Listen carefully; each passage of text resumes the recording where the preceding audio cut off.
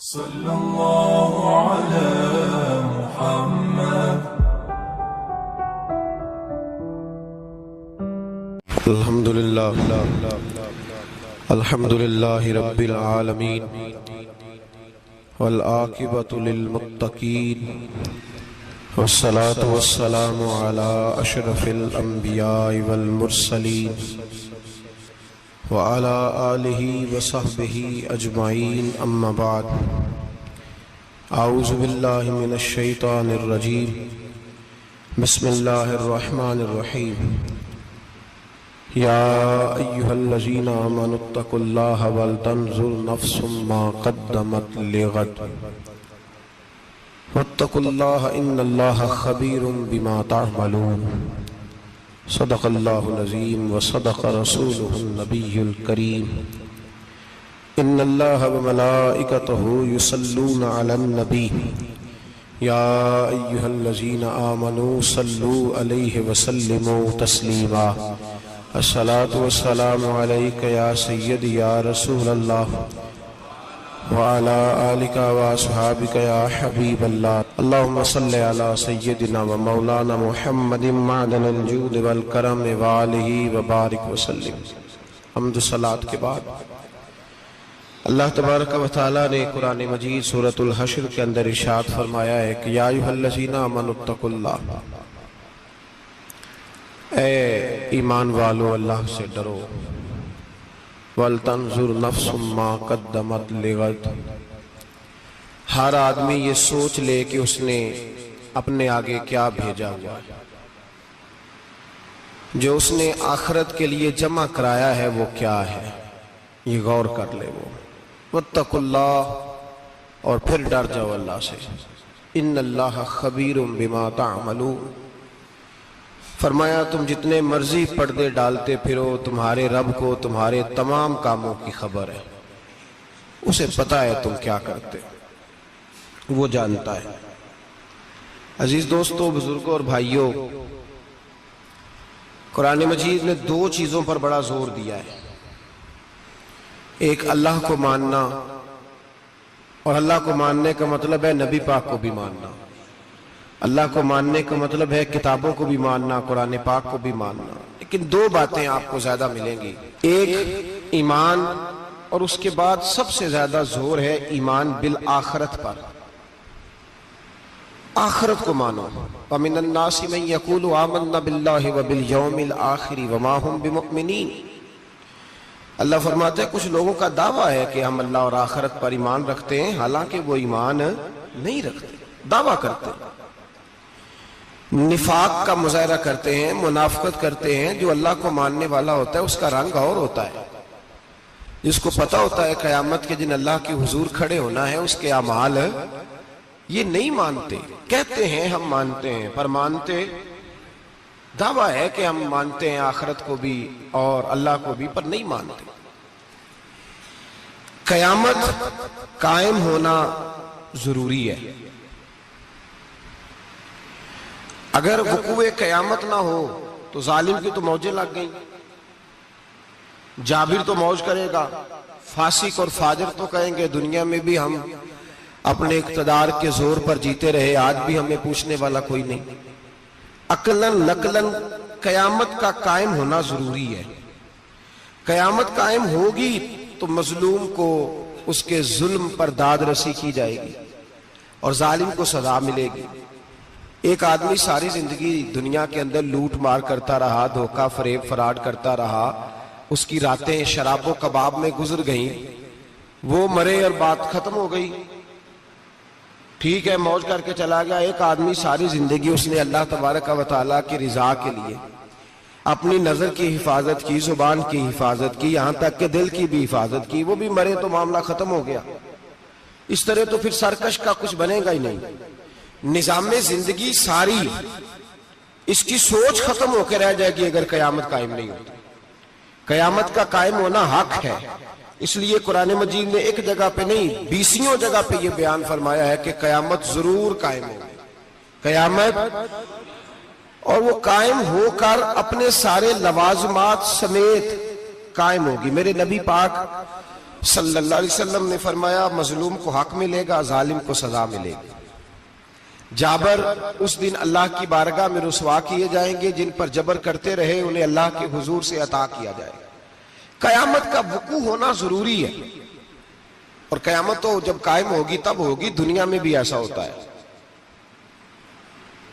ظلم کا انجام ٹھیک نہیں ہوتا، جبر کا انجام، جھوٹ کی زندگی لمبی نہیں ہوتی، دھوکے، فریب، فراڈ، ملمہ سازی، ان چیزوں کی عمریں اللہ نے تھوڑی رکھی ہیں۔ وقتی طور پر ظالم کو، دھوکے باز کو، جابر کو جو مہلت ملتی ہے وہ سمجھتا ہے میری سیاست کام کر رہی ہے، وہ سمجھتا ہے میں بڑا دانا ہوں، بڑا چالاک ہوں، دیکھ لو اتنے ظلم کے، جبر کے، دھوکے کے باوجود بنا ہوا ہوں۔ حالانکہ اللہ کی طرف سے اسے مہلت ملتی ہے، اور بڑا ہی مہربان ہے، مہلت اس طرح دیتا ہے کہ میرے نبی پاک علیہ السلام نے فرمایا جب میرا مسلمان نیکی کرتا ہے تو اللہ فرشتوں سے فرماتا ہے 70 گنا بڑھا کے لکھ لو اس کی نیکی، 70 گنا۔ اور جب گناہ کرتا ہے تو اللہ فرماتا ہے ٹھہر جاؤ ابھی لکھنا نہ، اسے ٹائم دو۔ یا اللہ کتنا؟ فرمایا 24 گھنٹے تو دو، ہو سکتا ہے توبہ کر لے، یہ اس کی مہربانی ہے۔ اب وہ جو اللہ نے مہلت دی ہے نا کہ شاید توبہ کر لے، لوگ سمجھتے ہیں میری چالاکی کی وجہ سے نظام سیٹ چل رہا ہے، میں بڑا تیز ہوں، 2 4 5 باتیں بولتا ہوں سب صحیح ہو جاتا ہے۔ لوگ اس کو اپنی دانائی سمجھ لیتے ہیں، حالانکہ وہ اللہ کی طرف سے۔ فرعون نے کئی 100 سال حکومت کی،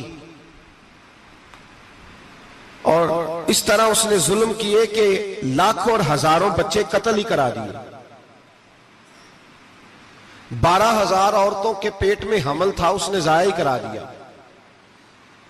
جب حضرت موسیٰ علیہ السلام اپنی قوم کو لے کے نکلے، رستے میں دریا آ گیا، فرعون پیچھے لگا ہوا تھا، وَإِذْ فَرَقْنَا بِكُمُ الْبَحْرَ فَأَنْجَيْنَاكُمْ، اللہ فرماتے تمہارے لیے میں نے دریا کو پھاڑا اور تمہیں نجات دے دی، وَأَغْرَقْنَا آلَ فِرْعَوْنَ، اور فرعون کو غرق کر دیا، وَأَنْتُمْ تَنْظُرُونَ، تم کھڑے دیکھ رہے تھے۔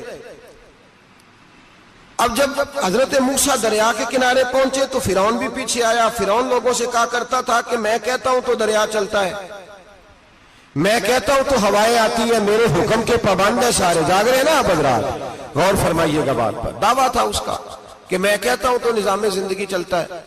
اب جب دریا کے کنارے پہنچی حضرت موسیٰ علیہ السلام تو اللہ نے حکم دیا کہ آپ عصا ماریں۔ جناب موسیٰ نے عصا مارا، 12 رستے بن گئے۔ اب حضرت موسیٰ کی قوم گزر رہی تھی تو فرعون سے پوچھنے لگے کہ تو کہتا تھا میرے حکم سے چلتا ہے، تو وہ تو حضرت موسیٰ نے ڈنڈا مارا ہے تو رستہ بن گیا۔ باز نہیں آتا انسان باز بنے بڑے اس کے پاس بڑی دلیلیں ہیں، جھوٹ سچ بول کے اپنے آپ کو مطمئن کرتا ہے، آخر دم تک تبدیل ہونے کو تیار نہیں ہوتا، دلیلیں گھڑتا رہتا ہے، بناتا رہتا ہے، شور کرتا ہے جان بوجھ کے۔ بھئی تو کہتا تھا میرے چلانے سے چلتا ہے، تو باز ابھی بھی نہیں آیا۔ کہنے لگا میں نے ہی حکم دیا ہے کہ ذرا پھٹ جا، مجھے یہ زندہ چاہیے۔ باز رسی جل گئی، بال کہنے لگا میں نے ہی کہا ہے دریا کو کہ یہ مجھے زندہ چاہیے، میرے بھاگے ہوئے ہیں تو اس لیے پھٹا ہے، تو آؤ میرے ساتھ دریا کراس کریں۔ تو پتا تو ان کو بھی تھا نا جتنا تو رب بنا ہوا ہے، پتا تو تھا، سارے جانتے تھے۔ کہنے لگے تو پہلے کراس کر، اگر تو بچ گیا تو ہم بھی پیچھے آتے ہیں۔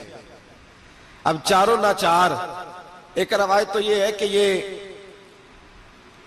جب خدائی کا دعویٰ کرتا تھا نا، تخت پہ بیٹھا ہوتا تھا، تو ایک دن حضرت جبریل آئے اس کے پاس انسانی شکل میں، تو کہنے لگے میں بڑی دور سے آیا ہوں تو ایک مسئلہ پوچھنا تھا۔ کہا پوچھو۔ کہنے لگے ایک غلام تھا کسی بادشاہ کا، تو بادشاہ نے اسے تھوڑی دیر کے لیے ایک علاقے کی سربراہی دے دی۔ کتنی دیر کے لیے ہمیں سربراہیاں ملتی ہیں؟ کیوں جی؟ تھوڑی دیر کے لیے ملتی ہے نا، تھوڑی دیر کے لیے سربراہی دے دی ایک غلام کو۔ ذرا بات کو سمجھیے، حضرت جبریل پوچھتے ہیں، کہتے ہیں سربراہی مل گئی، اب وہ مالک ہی بن کے بیٹھ گیا ہے، وہ بات ہی نہیں سنتا، اس کو تھوڑی دیر کے لیے بنایا تھا، وہ تو خدائی کا دعویٰ کرنے لگا ہے۔ آپ بتائیں اس کا انجام کیا ہونا چاہیے؟ یہ مسئلہ پوچھنے آیا ہوں۔ تو فرعون کہنے لگا اس کا انجام یہ ہے کہ اسے پانی میں گھوتے دے دے کے مار دے۔ انجام کیا ہے؟ بولیے کیا انجام ہے؟ کیا انجام ہے جی؟ پانی میں اللہ اکبر اپنی سزا تجویز کر رہا ہے. اس کی سزا کہ اسے پانی میں گوتے دے دے کے مارو ظالم کو. اسے تھوڑی دیر کے لیے بنایا تھا اور وہ چھائی گیا ہے, قبضہ ہی کر گیا ہے. حضرت جبریل کہنے لگے جی آپ لکھ کے دے دیں گے؟ کہنے لگا لاؤ لکھ دیتے ہیں. لکھوا لیا. جناب جبریل رکا لے کے تشریف لے گئے. اب جب فرعون دریا میں آیا نا تو اللہ نے حکم دیا مل جا. جب دریا ملا چیخنے لگا تو حضرت جبریل آئے, کہنے لگے تیرا ہی فتویٰ ہے, یہ تیری سزا ہی ہے نا. ہم بھی بڑی سزائیں تجویز کرتے ہیں. یہ جھوٹا ہے جی, اس کا تو فلانا علاج ہونا چاہیے, تو اگر تو جھوٹ بولے تو یہ فلانا بڑا جاور ہے جی, اس کے ساتھ اس طرح ہونا چاہیے, تو اگر تو یہ کام کرے تو جو سزا تو لوگوں کے لیے تجویز کر رہا ہے تو اپنے بارے میں بھی سوچ. اب جب گوتے آئے نا آخری وقت دیکھا وہ فرعون جو کہتا تھا میری مرضی سے دریا چلتا ہے. علامہ ساوی نے تفسیر ساوی میں لکھا ہے تڑپ کے رونے لگا. جب یہ مزاج ہے, ایک دفعہ اوپر آتا ہے آدمی جب دریا میں جاتا ہے, اوپر آیا تو چیخنے او میرے حواریو خدا کا واسطہ مجھے بچاؤ. کہنے لگے تو کہتا تھا میری مرضی سے چلتا ہے. بے بسی ہے, تڑپتا ہے, روتا ہے. وارث شاہ مان کری نہ وارثاں دا, رب بے وارثہ کر کے مار دائی. تڑپ رہا ہے, چلا رہا ہے, کوئی مدد کو نہیں پہنچتا. اب جب آخری غوطہ آیا تو کہنے لگا آمنا بے رب موسیٰ و ہارون, میں موسیٰ کے رب کو بھی مان گیا, ہارون کے رب کو بھی. اللہ نے فرمایا نہیں, اب تیرا ماننا قابل قبول ہے.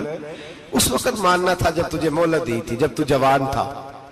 بڑھاپا آتا ہے, بیماری آتی ہے, جوان آدمی بیماری کا شکار ہوتا ہے تو کہتا ہے یا اللہ ایک دفعہ صحیح کر دے, میں ساری پڑھا کروں گا. ایک دفعہ ٹھیک کر دے, میں مسجد میں رہوں گا, میں اگلے سال اعتکاف بھی کروں گا, میں ساری تراویحیں پڑھوں گا. تو اس وقت پڑھنی تھی جب تجھے مہلت دی تھی. اس وقت پڑھنا تھا جب اللہ نے تجھے آسانی دی, زندگی دی. اگلا وقت یہ حال ایک کا نہیں ہوا. نمرود کو دیکھ لیں, حضرت ابراہیم علیہ السلام کو کہتا تھا میں رب ہوں. آپ نے فرمایا رب تو وہ ہے جو زندہ کرتا اور مارتا ہے. ایک موت کا قیدی بلایا, کہنے لگا ہاں بھائی کتنے دن رہ گئے تھے پھانسی میں؟ کہنے لگا جی پرسوں ہونی تھی. کہا جا تجھے آزاد کیا, لو میں بھی زندگی دیتا ہوں. ایک بے گناہ آدمی کو پکڑ کے قتل کر دیا, کہتا میں بھی مارتا ہوں. حضرت ابراہیم علیہ السلام کہنے لگے تو بیوقوفوں جیسی دلیلیں دے رہا ہے. چل اس طرح کر, میرا رب سورج مشرق سے نکالتا ہے, تو اگر رب ہے تو مغرب سے نکال کے دکھا. اب دلیل کا جواب کوئی نہیں تھا تو کہنے لگا پکڑو اور آگ میں ڈال دو. اللہ کے نبی کو آگ میں ڈالنے والا. یہاں ایک مچھر بیٹھا ہے, 400 سال حکومت کی اور خدائی کا دعویٰ کیا. یہاں مچھر بیٹھا تھا, چھینک آئی تو مچھر اندر چلا گیا. پہلے دربار کا ادب یہ تھا کہ جو آئے سجدہ کرے. اب اس کے سر پہ کوئی چیز مارتا تھا تو اسے سکون ہوتا تھا. مچھر تھوڑی دیر کے لیے اس کا دماغ چھوڑتا تھا. او بھائی یہ اس دھرتی پہ اللہ نے لوگوں کو نظارے دکھائے اور ہمیں سمجھانے کے لیے دکھائے. ہمیں تفکر کی, غور کی دعوت دی کہ دیکھ لینا, اپنے عمل کو پرکھنا. تمہارے عمل حضرت موسیٰ کے فرما برداروں جیسے ہیں, جناب ابراہیم کے فرما برداروں جیسے ہیں, یا بن کے بیٹھ گئے ہو؟ اب دربار کا ادب یہ ہے, بے بسی کا یہ حال ہے کہ جوتے لٹکتے ہیں دربار میں, جو آتا ہے جوتا کھینچتا ہے. اور ادب یہ ہے کہ 10 جوتے نمرود کے سر پہ مارو. اور 400 سال جوتے لگتے رہے. روتا تھا, جو آدمی آتا تھا منتیں کرتا تھا, کہتا تھا کہیں سے کوئی دوائی مل جائے گی. پاگلوں جیسی زندگی گزاری, پاگلوں جیسی سخت. وہ تو حساب, وقوع قیامت تو حساب ہوگا ہی. یہاں لوگ پاگل ہو کے مرتے ہیں, معاذ اللہ, نفسیاتی مریض ہو کے مرتے ہیں. یہاں آخری وقت اتنا سخت آتا ہے کہ دنیا موت کی دعائیں مانگتی ہے. میرے بھائی جب انسان ظلم کرتا ہے تو بھول جاتا ہے کہ شاید مجھے پوچھے گا کوئی نہیں. جب وہ زیادتی کرتا ہے تو بھول جاتا ہے. جب وہ کسی کا حق کھاتا ہے تو وہ کہتا ہے شاید اس کا تو وارث ہی کوئی نہیں جس کو میں لوٹ رہا ہوں. لیکن جب اللہ کی پکڑ آتی ہے, حجاج بن یوسف ظالم تھا, اس نے اچھے کام بھی کیے تھے. قرآن پاک پر زیر زبر آراب حجاج بن یوسف نے لگوایا. محمد بن قاسم کو ہندوستان سندھ کے علاقے فتح کرنے بھی حجاج بن یوسف نے بھیجا تھا. ساری خوبیاں اپنی جگہ پر, ظالم بہت بڑا تھا. کسی آدمی نے اس کے سامنے کونے کی طرف منہ کر کے ساتھ والے سے بات کر لی تو کہنے لگا میرے خلاف کیا, اس کو لے جاؤ, 2 ٹکڑے کر کے واپس لے آؤ. توتی بولتا ہے نا اقتدار، جب کسی کے ہاتھ اقتدار ہوتا ہے نا، وہ چاہے ایک گھر کا ہی کیوں نہ ہو، وہ 10 بندے فیکٹری میں کام کرتے اور جو ان کا مالک ہوتا ہے وہ کہتا میں مالک ہوں، مجھے مانو۔ جب تو صاحب اقتدار ہوتا ہے نا، جب تو سسر بن کے بیٹھتا ہے اور کسی غریب گھر کی بہو آتی ہے 2-4 تو کہتا میرا اقتدار ہونا چاہیے، جب میں کھانسنے لگوں تو ہر آدمی کے ہاتھ میں ٹشو پیپر ہونا چاہیے، جب میں بولنے لگوں تو بندھے ہوئے ہاتھوں سے ہر آدمی جی جی کرتا ہوا کھڑا ہونا چاہیے۔ جس آدمی کا، اور یہ کام بہو بھی کرتی ہے کئی دفعہ، وہ بھی کہتی ہے کہ تمہیں پتا نہیں میں کتنا لمبا چوڑا جہیز لے کے آئی ہوں، جب میں سونے کے لیے اپنے بیڈ روم میں جاؤں تو خبردار بوڑھے بابے کو اجازت نہیں کہ وہ کھانسے، اماں کو چاہیے کہ اگر اس کو بڑی سخت پیاس بھی لگی ہے تو میرے سوتے سوتے باورچی خانے میں برتن نہ کھٹکھٹائے۔ جو جہاں بھی جس اسٹیج پہ بھی بیٹھتا ہے وہ کہتا ہے کوئی نہیں مجھے پوچھنے والا، میں مطلق العنان ہوں۔ جوان بوڑھوں کا مذاق اڑاتے ہیں، سمجھتے ہیں شاید کبھی بوڑھے نہیں ہونا، مذاق اڑاتے ہیں۔ تندرست لوگ بیماروں کا مذاق اڑاتے ہیں، شاید کبھی بیمار نہیں ہونا۔ حجاج بن یوسف ظالم تھا، ظلم کرتا تھا، زیادتی کرتا تھا۔ حضرت سعید بن جبیر ایک تابعی بزرگ تھے، اتنے بڑے بزرگ تھے کہ ساری رات نماز پڑھتے تھے، سارا سال روزہ رکھتے تھے۔ ایک دن انہوں نے منبر پہ بیٹھ کے کہا کہ حجاج ظلم سے باز آ جائے ورنہ اللہ کی لاٹھی بڑی بے آواز ہے۔ اللہ کی لاٹھی، اس کا کیا مطلب ہوتا ہے؟ اس کا مطلب ہے جب رب کی لاٹھی چلتی ہے تو اس کی آواز، جی اس کا پہلے کوئی پیغام، وہ پہلے اعلان نہیں کرتا کہ تگڑے ہو جاؤ لاٹھی چلنے لگی ہے، لاٹھی چلتی ہے پر اس کی آواز، سمجھ آ رہی ہے میری بات کی؟ جمعۃ الوداع کے لیے تشریف لانے والے احباب خاص غور فرمائیے گا۔ حجاج بن یوسف کو پتا چلا کہ حضرت سعید بن جبیر نے میرے خلاف بات کی، بلا لیا، کہنے لگا تو نے میرے خلاف بات کی ہے؟ فرمانے لگے کی ہے۔ کہنے لگا تجھے پتا ہے میں قتل کر دوں گا؟ آپ فرمانے لگے نہ تو زندگی کا مالک ہے نہ موت کا مالک ہے، تو کیسے قتل کر؟ کہنے لگا تجھے پتا ہے میرا؟ فرمایا میں نے تجھے نہیں، میں نے تو کئی شداد، کئی حماد، کئی قارون، کئی فرعون، کئی نمرود دیکھے، کئیوں کی داستانیں سنی، تو کون ہے؟ تو چھوٹا سا ہے۔ ایک جملہ ہے ملا جلال الدین رومی کا، بڑے درویش تھے، ایک بات کہہ گئے، کہنے لگے نمرود جتنے پیسے نہیں، فرعون جتنی حکومت نہیں، قارون جتنی دولت نہیں، ورنہ فرمانے لگے میرے زمانے میں بھی کئی لوگوں کا خدا بننے کو دل کرتا ہے، کئی لوگوں کا دل کرتا ہے، لیکن نمرود جتنے پیسے، فرعون جتنی طاقت اور قارون جتنی دولت نہیں، ورنہ ہو سکتا ہے لوگ دعویٰ کر جائیں معاذ اللہ ثم معاذ اللہ۔ یہ آج سے کئی 100 سال پہلے وہ کہہ رہے ہیں، آج تو حالات بڑے ابتر ہیں، اس کی نسبت خطرناک ہے۔ فرمانے لگے حضرت سعید بن جبیر تو زندگی موت کا مالک نہیں۔ کہنے لگا پکڑو، قتل کرو اسے، لے جاؤ۔ جب پکڑ کر کھینچ کر لے جا رہے تھے نا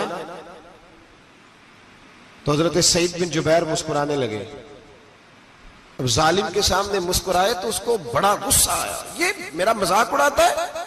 بلا لیا، ادھر آؤ، کیوں مسکرا رہے ہو، کیا ہوا؟ تو حضرت سعید بن جبیر کہنے لگے میں مسکرا رہا ہوں تیری بیوقوفی پر اور اپنے اللہ کی دی ہوئی ڈھیل پر۔ میں مسکرا رہا ہوں کہ یا اللہ کیا بات ہے، کیا تیرا شان ہے، کیسے لوگوں کو ڈھیل دی ہوئی ہے۔ میں مسکرا رہا ہوں تیری بیوقوفی پر کہ تو سمجھتا ہے شاید مجھے پوچھنے والا کوئی نہیں۔ کہنے لگا اس کو باہر نہ لے جاؤ، میرے سامنے قتل کرو۔ ٹھیک ہے جی، قتل کرنے لگے تو حضرت سعید بن جبیر نے منہ کعبے کی جانب کر لیا، انی وجہت وجہی للذی فطر السماوات والارض حنیفا وما انا من المشرکین۔